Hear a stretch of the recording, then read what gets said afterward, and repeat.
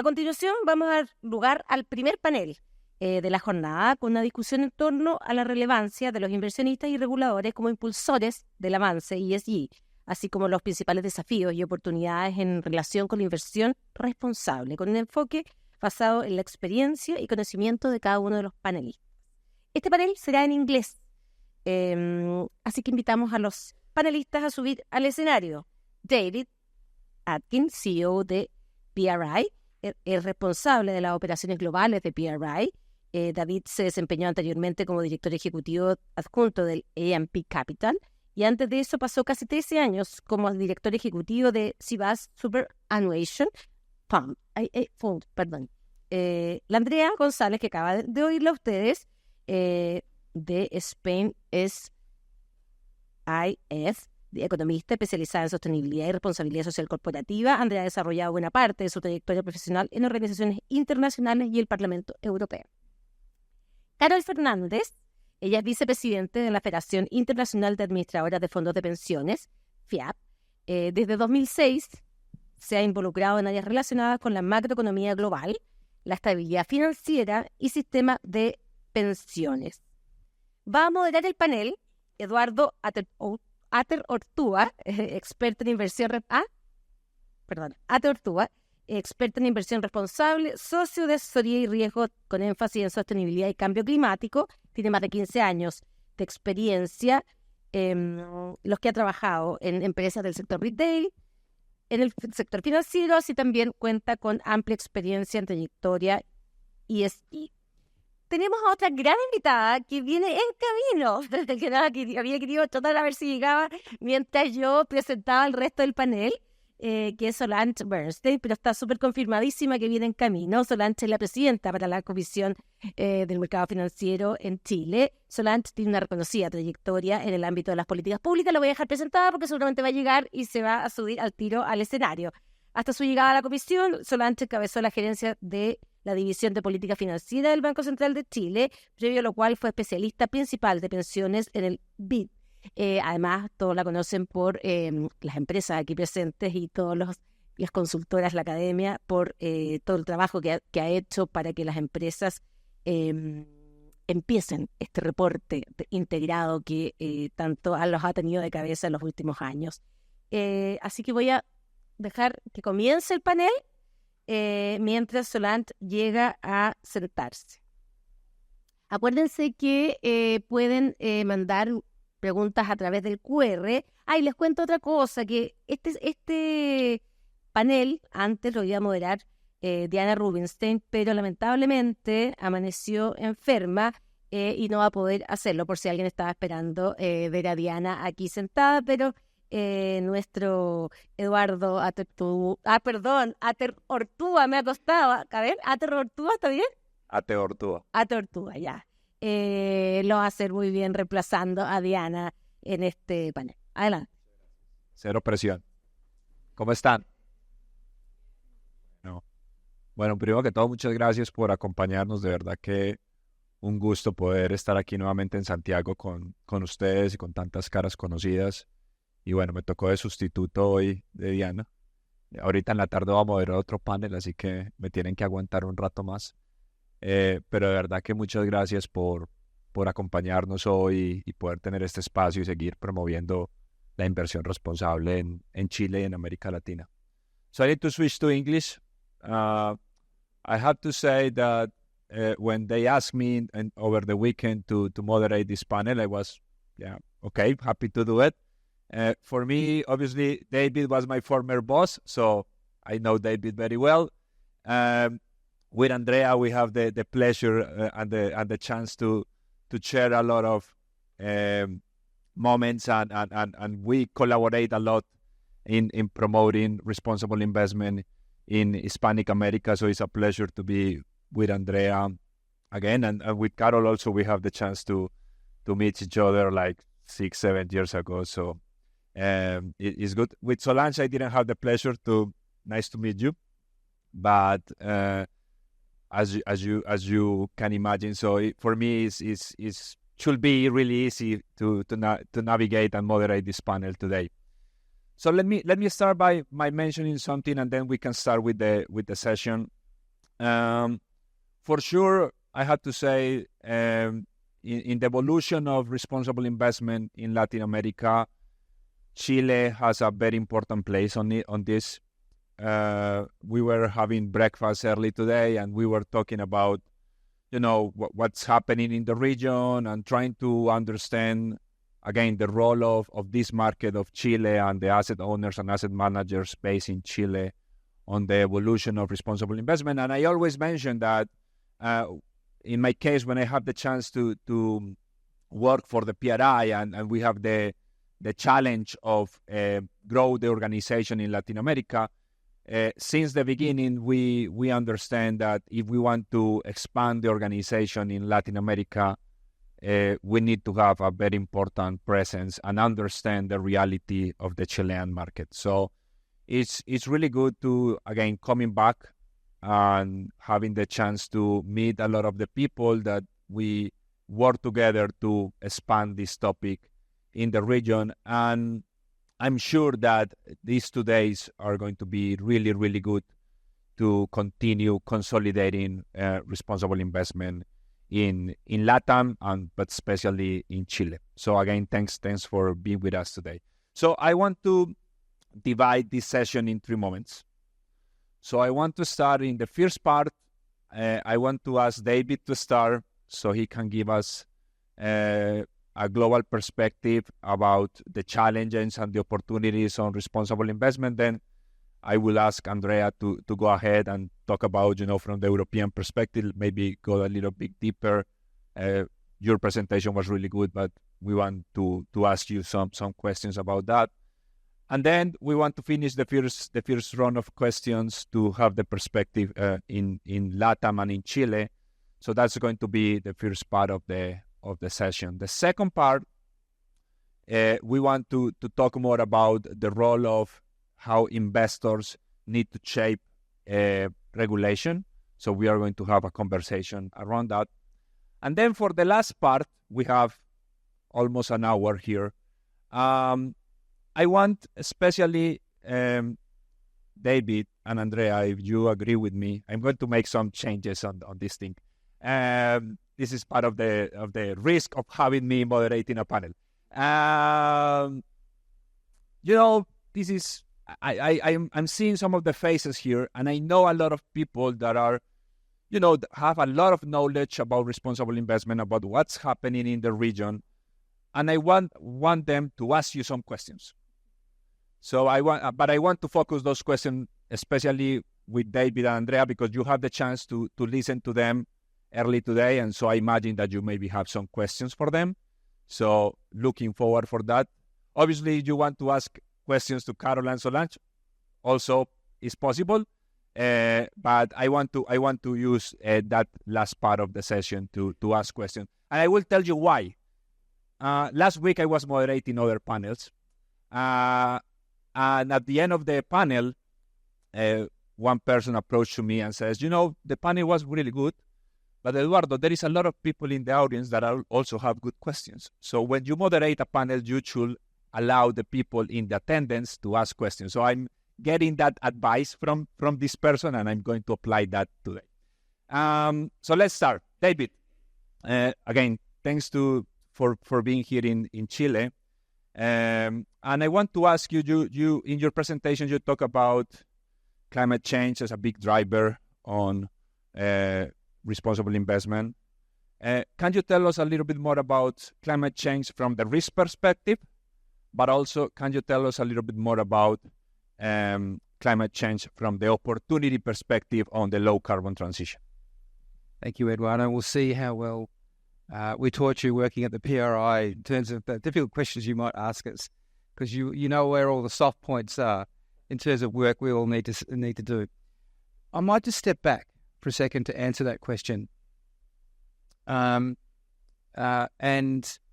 sort of tell a story about where responsible investment came from. Well, at least from my perspective as an Australian, and I don't think it's that inconsistent with a global perspective, which was that, and I like to quote the longitudinal survey undertaken by Ocean Tomo that's tracked the S&P 500 since the 1970s, looking at the balance sheet, looking at the way in which the balance sheet described value. And in the 1970s, looking at the S&P 500, when they looked at the balance sheet and the share price, 80% could be attributed to tangibles and 20% to intangibles. That survey done today is exactly the opposite. So when we're thinking about the balance sheet and value, there's a whole lot of information that doesn't immediately come off the sheet that tells us how much that company is actually worth. And much of those issues is around the E, the S, and the G. And this was highlighted, I think, around the turn of the century when we saw all these corporate collapses globally and in my own market in Australia, which were G-related, which were a lack of transparency, conflicts of interest, and we saw shareholder value destroyed overnight. And I know certainly across the investment community, trustees and investment teams are asking themselves the question, were we missing in action? Because you were not performing your fiduciary responsibility to see companies that you were investing in losing billions of dollars, and had we been active enough as a community? And so the G, I think, began the process of investors beginning to recognise that there was these externalities or these non-traditional finance data points that could be relevant to your decision-making as an investor. And so from the G, we've moved into the E and to the S. And we've begun to understand that there are these externalities, these systemic risk issues that haven't quite hit the balance sheet. Well, actually, they are now. And that we need to create the right frameworks and the right information sources to be able to inform our own risk and opportunities decision-making. So effectively what our industry has done over the last 20 years is that we have been replumbing finance. We have been creating new ways of capturing information that is relevant to materiality and relevant to your fiduciary responsibilities. This is not an easy task. And it's kind of part of the thematic of my speech was around this sense of fatigue that's across the community. It's certainly in Europe in terms of, as we're seeing all this regulation come in place, there's reporting burden. But it's really important work because what we're doing is we're beginning to fill out the information that's needed for investment teams to make decisions. Now, coming to climate. Climate is the most obvious existential threat facing humanity, but also the most obvious material theme that is going to impact profitability of companies operating in economies around the world. So if you're a fiduciary and if you're an investor, you've got an obligation to understand these risks. Now, the pleasing thing is that it's, in a way, the climate, it's of the E, the S and the G, it's the simplest to get your head around because it's a number. We know what that number is and we just need to work back from it. And that's what effectively we've been doing over the last 10, 15 years, coming out of COP 1.5. We know that that's the number that we need to stay if we are to have a safe world to operate in. We know we are exceeding that, where the world right now is not on 1.5. But we are putting in place I think the building blocks that gives us the chance to bring it back to 1.5. But this even with that number, that's a real challenge for the investment community because our investment professionals and our boards have not been trained to solve this problem. They've been trained to invest in traditional ways. And so what we're now seeing is this, not clash, but this period of time where we don't have the right capabilities, we don't have the right education, we don't have the right incentive programs. We're still incentivizing investors on a short-term basis. And so all of this needs to be reorientated and needs to be addressed. We've moved from being aspirational and setting ourselves ambitious targets and we're now in the process of implementation. And we're beginning to realise this is hard work as we start to try and integrate new areas of domain knowledge into our mainstream investment teams, that we need to train up our trustees to understand what it is that is required for them to have confidence in the decision-making. So I could go on, but I think that's just a sort of scene setting. The final point that I would make is that we've also increasingly recognised that you can't solve climate unless you also lean into nature, the whole biodiversity piece, which is why COP16 next week is so exciting, because we're seeing investors really understand the whole biodiversity piece.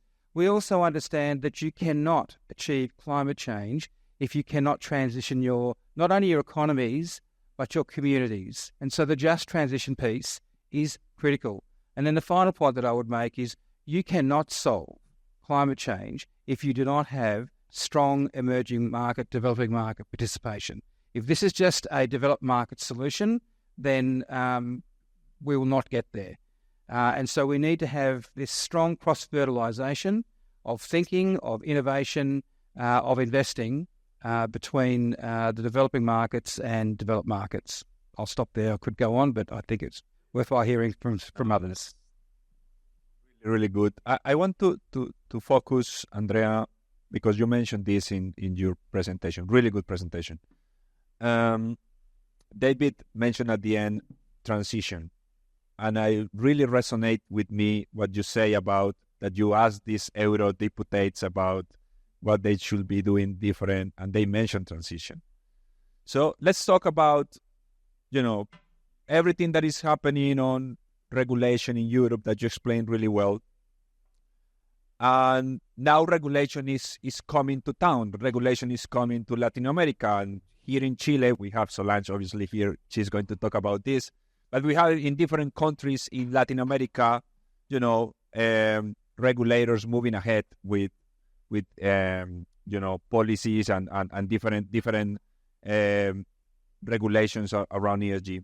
So from your perspective and your experience in Europe, what would be like the suggestions? What we should be doing maybe in a different way so we can have like effective ESG regulation in Latin America?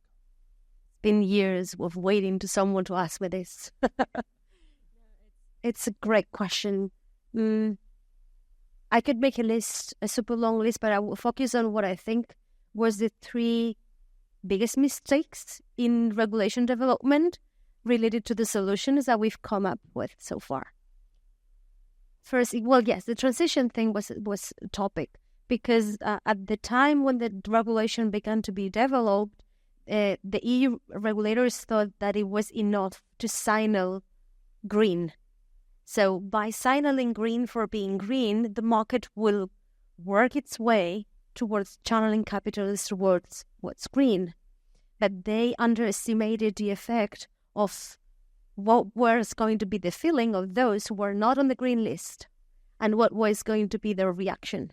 So this is the first thing that we need to bear in mind prior to developing a plan. But this is not what I want to focus here. First thing I want to focus is let's not develop any regulation that cannot be effectively supervised. I remember when COVID started, this new regulation about nobody could take the car. You cannot move from one region to the other. There was not enough police to control that. So there was no compliance with it. In capital markets, I'm sorry, it can be the same. So let's not regulate, for instance, around additionality in impact investing when there is no clarity on what are the evidences for that additionality or the attribution, right? It's the same. So let's not regulate what cannot be supervised. And I don't only mean it from a theoretical point of view, I also mean it from a capacity building point of view from the supervisors. So whatever needs to be supervised, the supervisor will need an army to supervise it, of people which is trained on those topics. So that would be the first thing. Second thing, let's not transfer the complexity of the back office to the retail client. There is this popular game in Spain. There is a globe with the shape of a potato that becomes bigger and bigger, and you keep passing the balloon, and whenever it explodes, it's your fault. This is what we did with sustainability information and the retail client. We built a super sophisticated system. The balloon was getting bigger and bigger and bigger.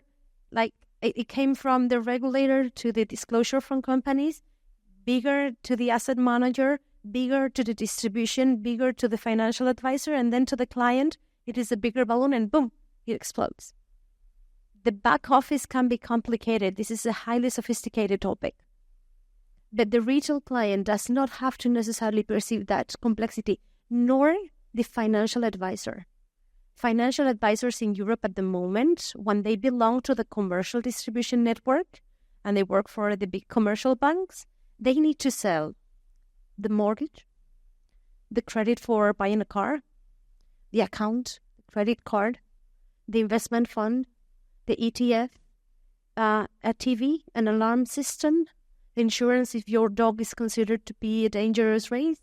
Like the amount of expertise that they need to know about everything, plus now a conversation on the taxonomy with with my grandmother at office. It is just too much. So this would be the second one. And the third one would be to have not to misuse the tools. And here I want to talk about the taxonomy. The taxonomy was deemed to be a tool for signaling all very green investments.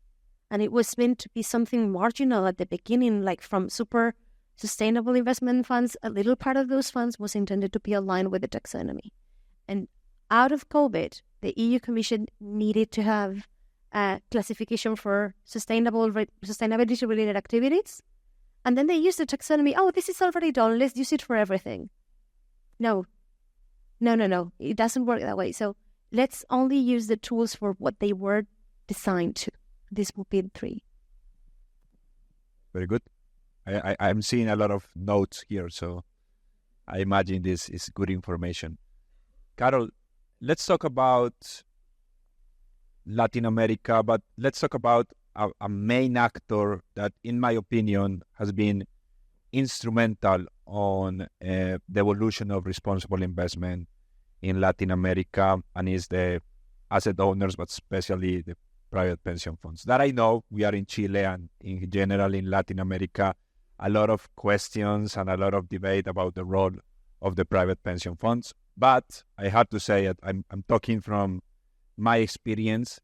I will say if the private pension funds in Latin America didn't commit to responsible investment some years ago, I don't think we were in the position that we are right now. So I really believe a lot of good things are happening because of the approach of some of these asset owners are having on this topic. So tell us a little bit more about the role of the asset owners here in Latin America promoting the concept of responsible investment. Thank you, Eduardo, and thank you to the organizers for inviting me to this panel. Well, the first thing I would like to say is that is for sure that pension funds have an important role to play in the implementation of ESG matters, basically because they manage huge amounts of capital. And in this sense, they can direct these monies to a sustainable investment.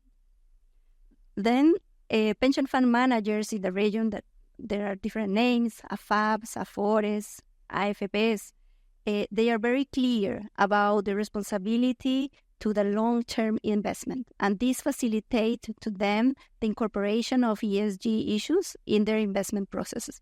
And also, they are very committed with their fiduciary role. So they have to think about the best interest of the workers when they made investment decisions. So they also face like a huge reputational impact if they take wrong decisions. So whenever an AFP, Afore, whatever, invest in the wrong company, the problem is not of the company, the problem is of the AFP that made the wrong decision. So in this sense, AFPs, Afores, whatever the name it is in the region, they are very committed to continue impulsing ESG criteria in their decision and risk processes. And you just mentioned that we met first like 7, maybe 8 years ago. And when we first met, I remember there were only 2 AFPs in the region that have signed the principles of responsible investment, one from Chile and one from Peru. And now I am really impressed because for this presentation, I make the job to check out how many AFPs have signed. And there are 20 AFPs that have already signed the principles of responsible investment from 7 countries, from Mexico, Colombia, Costa Rica, Uruguay, Dominican Republic.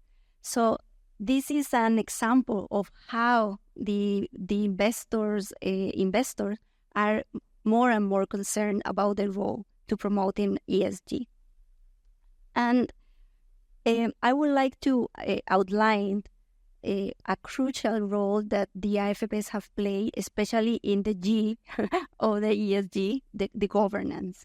Because AFPs, there is a long history of involvement of the AFPs in the corporate governance of the companies they invest. And in Chile, we have the emblematic case, Solange know more than me, the Chispas, the so-called Caso Chispas, where the AFP play a crucial role defending the rights of the minority stakeholders.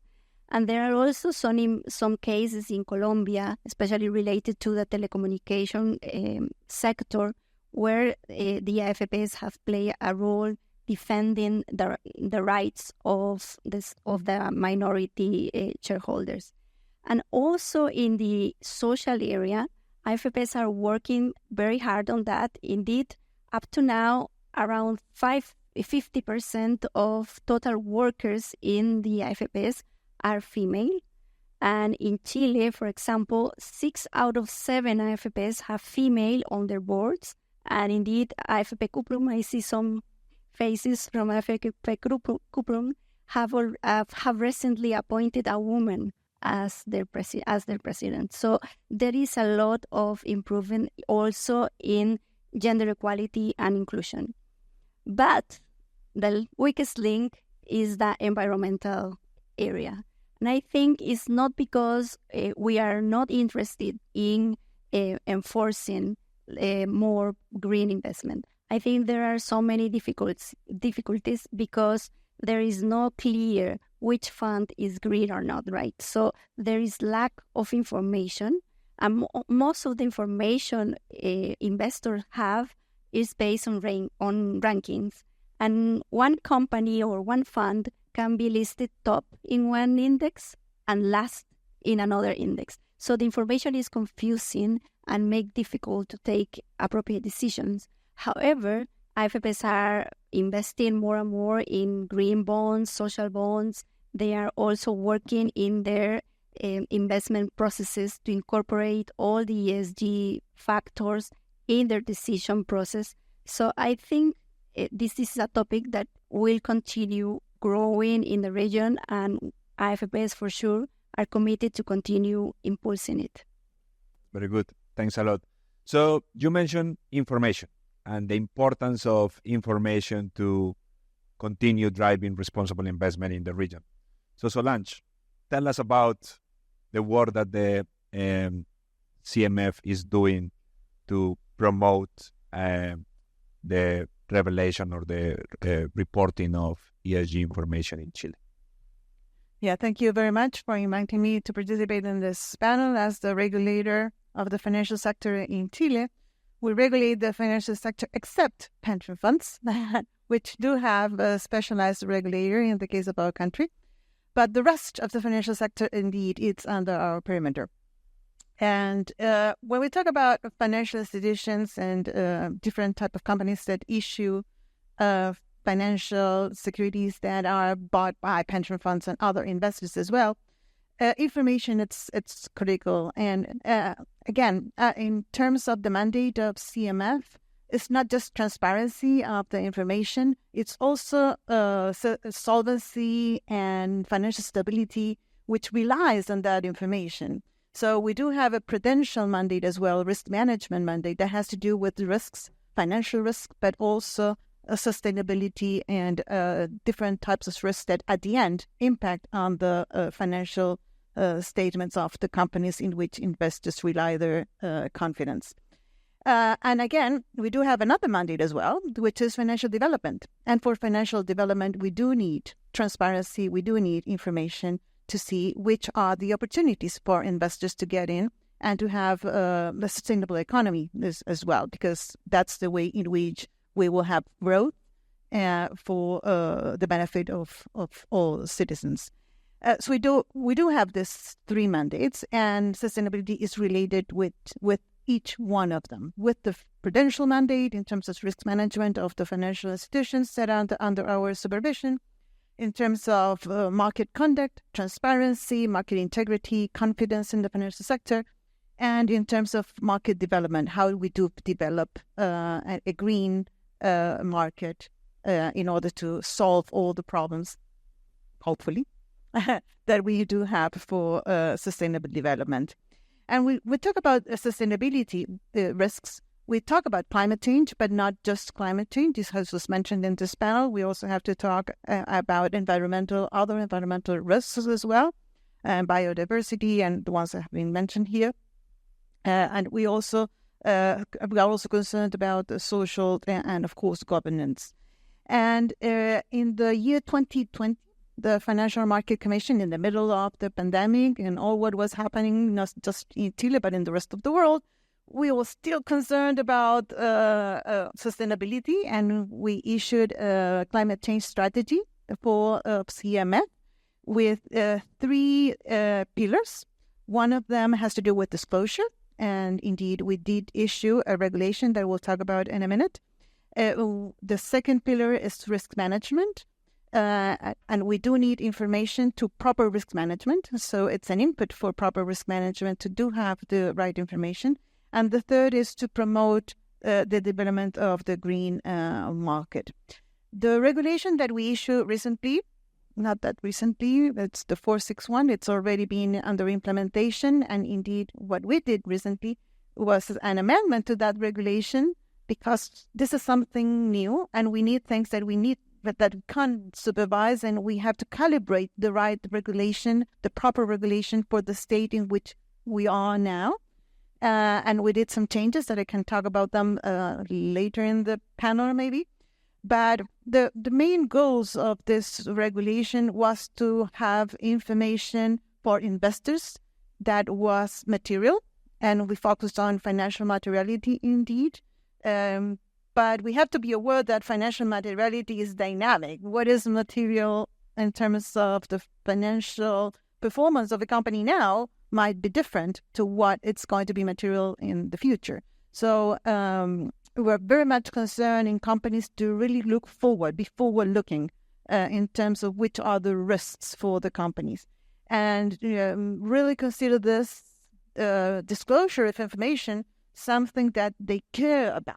It's not just disclosing for disclosing information, but it's disclosing information that they really use for managing the companies. So it has to be taken as a strategic matter.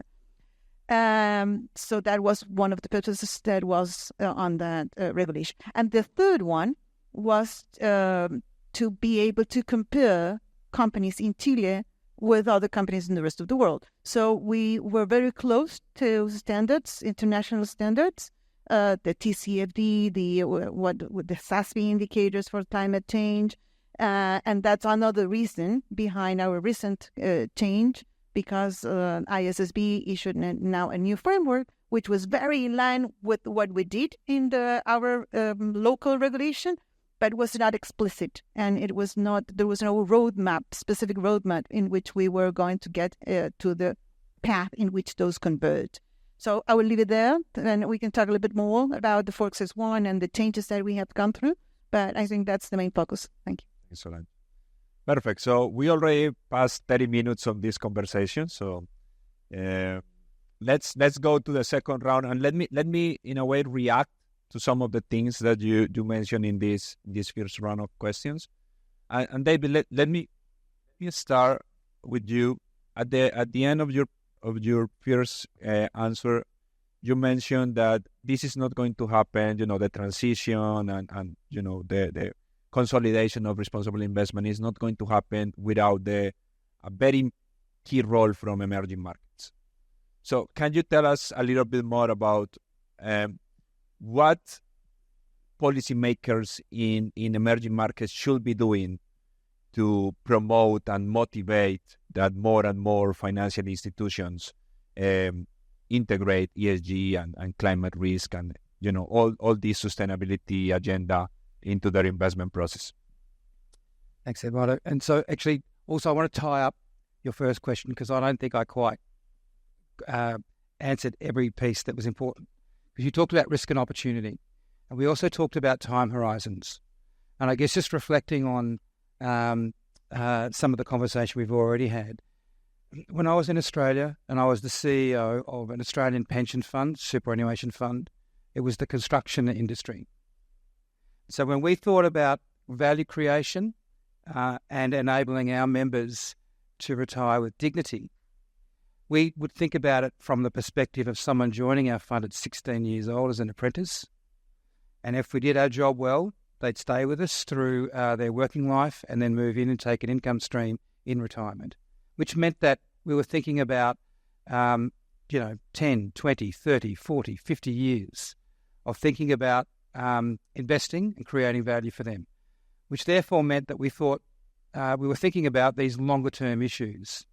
And what we wanted to know was, are we investing in companies that have got their heads around these longer-term issues like climate, and which are the ones that have got the winning strategy, who are going to be profitable not just tomorrow, but in 5, 10, 20, 30 years. So it was both a risk mitigation piece, but also we know that all of our economies are going through a transition, an economic energy transition. And so which are those companies that have thought about that carefully, but also which countries have thought about it more carefully? And I think we're now in an interesting world where there's a growing recognition that, and I see this all the time as I move around the world, there is not a lack of innovation of transitioning our economies. There is not a lack of capital. Sustainable capital is ready to go to work. What we need is the right policy enabling environment to get capital scaled up into these transitions. So just bear with me for a second to your question, because I do have some specific notes for the market here in Latin America. So around financial policy and policies that we would say would assist, is to provide clear guidance on the Paris-aligned entity-level transition planning for investors and corporates, to adopt ISSB disclosure standards, IFRS S1 and S2, on an economy-wide basis by the end of 2025. Pleasingly, we've already seen, I think, 40 countries agree. To facilitate the safeguard collaborative investor action on climate issues. That's important because right now we're seeing, not here, but in some other markets, real challenges for investors to work together collaboratively, particularly in the US. To clarify when investor legal duties enable or require them to consider pursuing sustainability impact goals. In some markets, there is a lack of clarity around that needs to be addressed.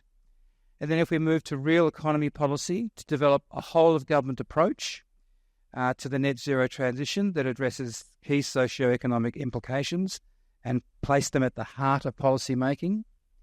Ensure the next generation of the national determined contributions are ambitious, credible platforms for investment aligned with 1.5 pathways and supported by the relevant legislation, transition plans and policy reforms. That's why COP30 is going to be so important next year. Implement robust carbon pricing mechanisms to incentivise cross-sectoral low-carbon solutions. Commit and accelerate the full and equitable phase-out of fossil fuel subsidies by G20 members. Implement the global pledge on renewables and energy efficiency. Connect climate mitigation, adaptation and nature in the reforms, including the NDCs, are linked with the national biodiversity action plans and national adaptation plans. And then finally, on multilateral policy, align the multilateral financial architecture with ambitious sustainability goals to direct capital market flows to emerging and to developing economies, and to ensure the new collective and quantified climate finance call at COP29 gives clear signals on the role of the private finance and meets the needs of EMDEs. Now, one final thing to say. It's interesting to see how governments are beginning to understand the role of policy. I think for a period of time, the public sector saw itself as being as the sole sort of contributor. Then there was a period where it moved to finance is going to solve everything. Finance cannot solve everything. It needs to be a true collaboration.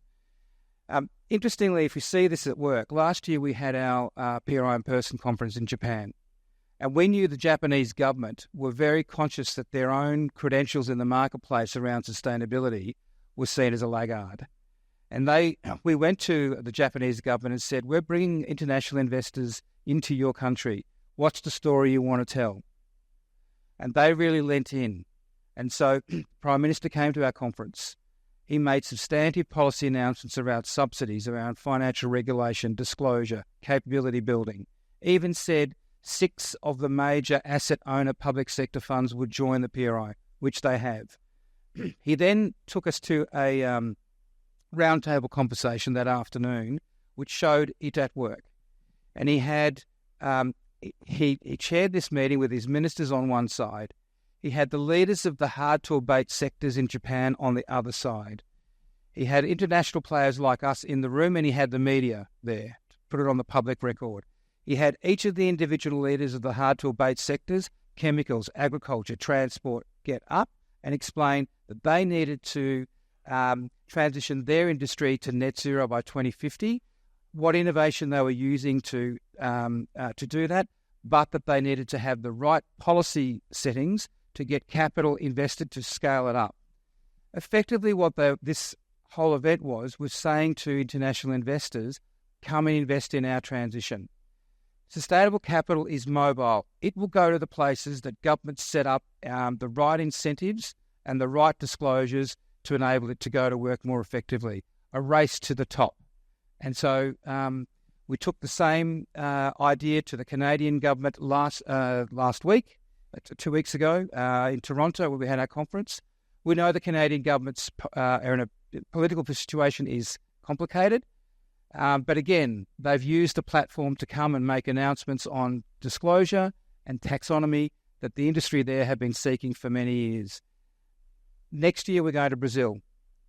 The opportunity is to tell a Latin American story to international investors about why they should be investing in the transition here in Latin America. So that's just a little role that we're playing, but to sort of try and bring it to life.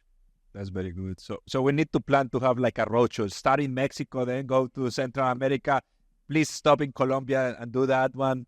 And maybe go to Chile and then go to Brazil so we can promote the region and all the potential that we have around transition that is really, really high in the region. Andrea, so you already mentioned so many things and thanks a lot for making the trip to visit Chile this week. I want to ask you about a topic I know, again, a lot of the people in this room are working on responsible investment or sustainability, and they read and they are aware about this concept of greenwashing.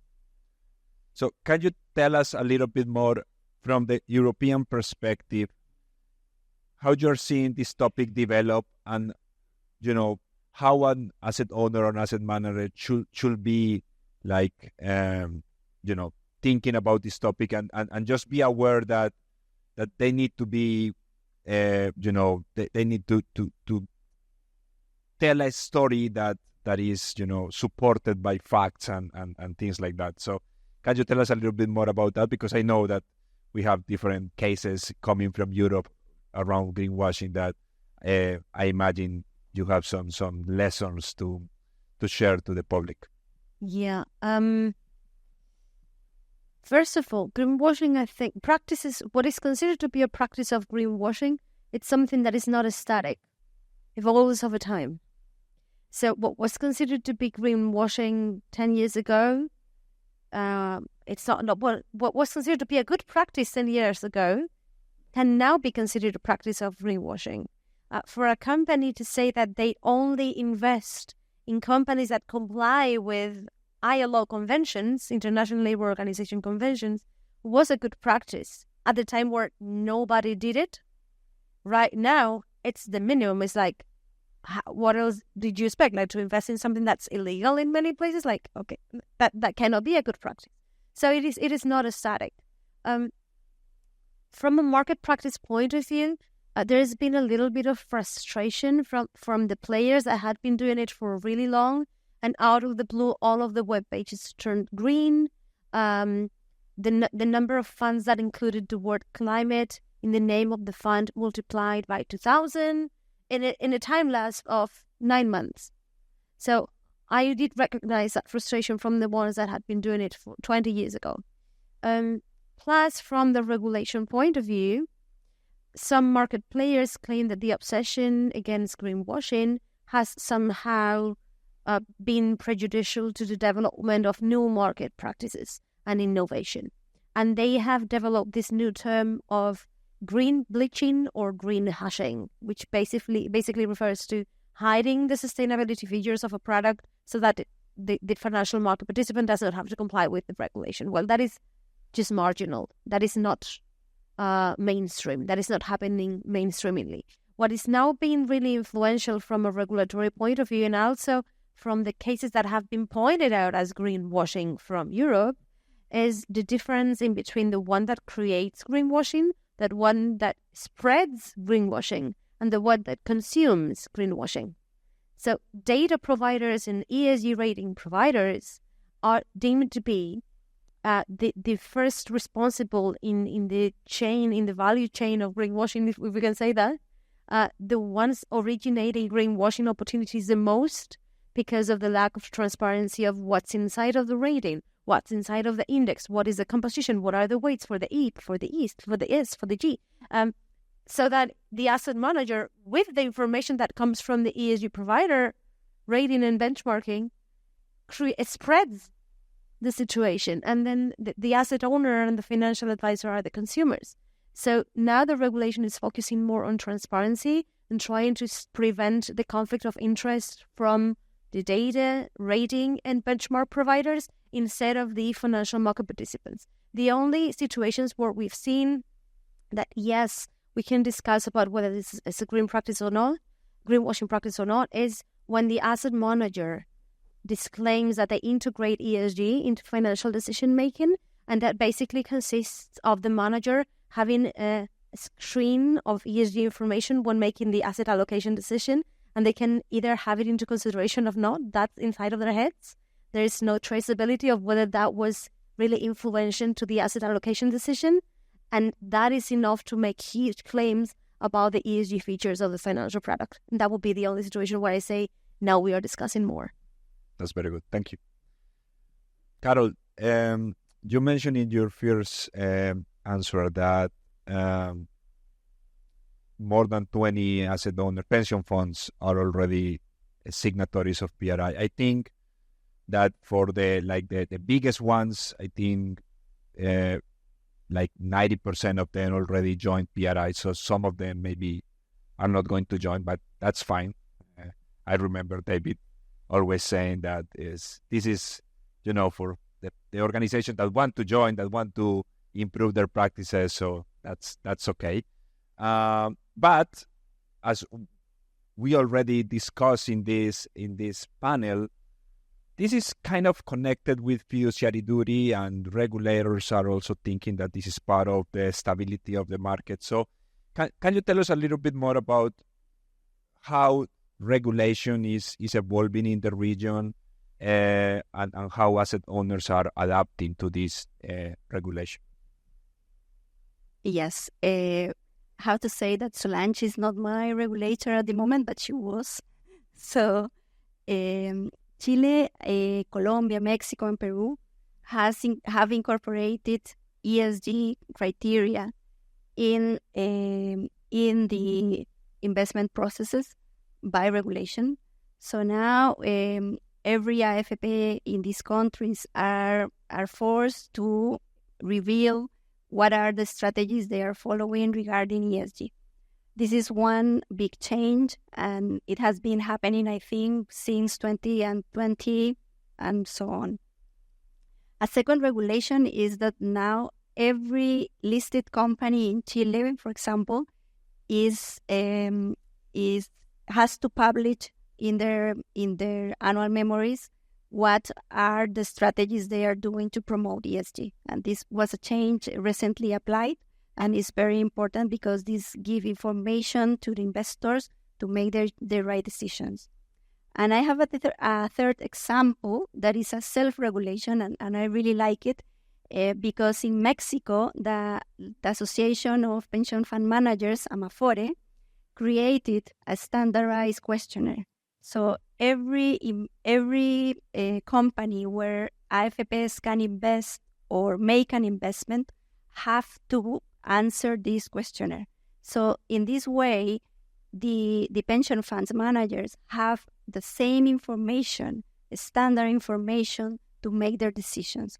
And I think this is the way we can avoid greenwashing, we can avoid spreading bad practices, because as far as we have more and better information, the decision process is going to be easier.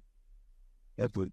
I was looking for, because maybe yesterday I was checking some news from Chile to get an update about what's happening in the market. And, Andrea talked about supervision and the importance of because regulation is like happening in some of the main countries in LATAM, but I agree, supervision, we have a long way to go. But I was reading some news. I just want to be sure. I don't want to say the wrong names, but I was reading something about that some of the regulation that applies to the AFPs here, they need to comply with this reporting. And I would check the news, maybe in the Mercurio, like mentioning like a couple of AFPs that were doing a good job in the sense of reporting the information, but also a couple of AFPs that they were not doing a good job, and they also mentioned. So I think that's powerful in the sense of, we have the regulation, but now that there is, supervision, and then you go, and I think Mercurio is one of the biggest newspaper so if you have that article in the Mercurio, obviously is going to make some impact.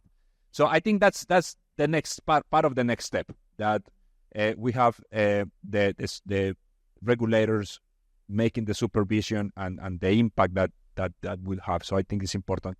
Solange, on that note, can you tell us a little bit more about how CMF is making the supervision of the implementation of the 461 normative, and also if you can tell us a little bit more about the updates of this normative. Yeah, thank you. It has been challenging, of course, because this is a new topic, and we have to have in mind that there's at least 3 issues that we need to take care about when we think about this ESG and regulation. One thing is disclosure. Fine, we need information, but once we have that information, well, what's green and what's not green? What's sustainable? What's not sustainable? Because now we know, well, this company is doing this and that, but is that good enough or not? And that depends on the goals and the net zero commitments of each country. And for that, we need taxonomy. And in the case of Chile, we're still on our way in working for a Chilean taxonomy. The Ministry of Finance is leading that effort. So that's another piece that is going to be very important in our ecosystem in order to assure that we go in the right direction and we are able to discriminate on what type of investment, depending on the risk appetite of the investor, is the right one for each. There's another piece that we still need, and that's assurance. The quality of the information that's being disclosed. So once we have disclosure, then we do have a taxonomy. So we have an agreement on what's green and not, or what's sustainable or not. But then we have to make sure that that information is the best quality possible. And of course, the supervision plays a role, but we're not experts in every type of activity. And of course, we do need experts there to play a role as well. And for that, assurance is very important. But there needs to be a standard for assurance. And the International Assurance Sustainability Standard Board is working on that standard. That by the end of this year, we should be already be able to access this new standard for assurance. And that's going to be very important as well. For now, one of the things that we did change in our regulation is that in terms of assurance, as we do not have an international standard yet, well, we are asking the companies to reveal if they have certification or some external opinion on their sustainability information, and who is giving that opinion, and on what part of the annual report that opinion is giving some certification. Or so at least we do have disclosure in terms of what's being evaluated by an external third-party agency. So we need that. We need disclosure, we need a taxonomy, and we need assurance. And of course, we do need supervision and monitoring the implementation of the regulation. We realized that for the smaller size companies, it's really difficult to comply, and it does have a cost that might overcome the benefits. And if we made those companies that are quite small, force them to comply, the quality of that information might not be as good. So it's like imposing a cost, but at the end, getting a result that's not worth making that big effort. So in the last change in the regulation that we issued in the last 2 months, we decided that it's going to be voluntary for those smaller size companies, but still compulsory for all the rest. We give 1 more year for the issuers that were not complying this year. So it's 1 more year for the ones that were supposed to comply next year. It's going to be 1 more year. So those kind of things were done, more flexibility, and also the international alignment with the ISSB standard that has been endorsed by IOSCO. So we also are very in line with that as well. And we give also some time in order to comply with those standards, S1 and S2. And there are some other small changes that we went through. But we do think that what the message that we have been sending to companies is that we need the information that it's, of course, it's transparent and it's complete, but at the same time, we need to be better or more effective in terms of getting that information to investors. Because sometimes annual reports are very lengthy and it's very difficult to find information. So information should be available, but also it should be easy for investors to find it and comprehend what's in there. Thank you. No, thanks. So let's wrap up this session. I have a question from the public that is, I don't know, it's maybe they are not going to believe that is the question of the public, but you will know why. But I want to focus, if possible, I want to focus this question for you, David, because I know that you're going to be in Colombia at the end of this week at COP16. So for people in attendance, this week we are starting for the next 2 weeks, COP16. This is going to be kind of the biggest event in the Colombian history, more than 5,000 people going to Cali to talk about nature, biodiversity. So can you tell us a little bit about your expectation of this trip and how PRI is working to educate investors around the importance of nature and biodiversity as a concept for integrating in the investment decision? So I think the first thing to say is that the one topic that's generated the most the desire for learning in the last 4 or 5 years is the whole nature biodiversity piece. So we've seen a quantum shift from investors around the globe that are now joining the dots and recognising that this is a critical piece of work, or critical area of focus. It's harder though because it's not a single number and it's very geographic, and the solutions are more complex. The positive is that we're beginning to see, TNFD. That's we are certainly very keen to support, and we're keen to see the ISSB standards begin to incorporate TNFD reporting, over the next 2 to 3 years. Some question about the timing of this, but getting nature disclosures as part of the system is really critical. I think that the thing that's really encouraging is that we've got more than 100 of our signatories who will be attending Cali in a week or so's time, which demonstrates that the investment community are wanting to engage with policymakers and regulators about accelerating the ability to integrate into decision-making the nature factors. So I think this is now also, as we move into COP30, in a Brazilian context, in a Latin American context, the bringing together of the climate and the nature piece, finding nature-based solutions for investors is really the next area of focus. So we've got some policy announcements to make around that at Cali, and we're looking forward to accelerating this. But it is more complex, and it is also true to say that there's a little bit of wariness from some of people are saying, well, we think it's important, but we need to do the climate piece first before we get there. So there's that sort of challenge. In the end, though, this does come down to an integration piece, right? Climate, nature, social, just transition.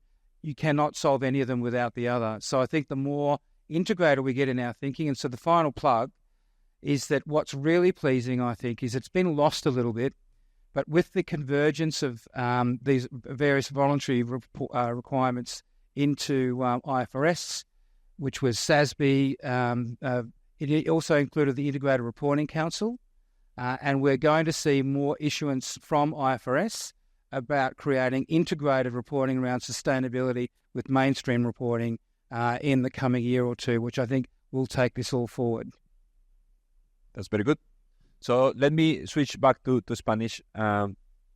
Muchas gracias por la atención, a las panelistas también por sus reflexiones. Y bueno, la invitación para que sigamos aprovechando estos próximos 2 días que tenemos, como les decía en la introducción, una gran oportunidad para conectar, para compartir ideas y para que sigamos promoviendo la agenda de la inversión responsable en Latinoamérica y particularmente en Chile. Así que a todos, muchas gracias y espero que puedan disfrutar al máximo este evento en los próximos 2 días. Thank you.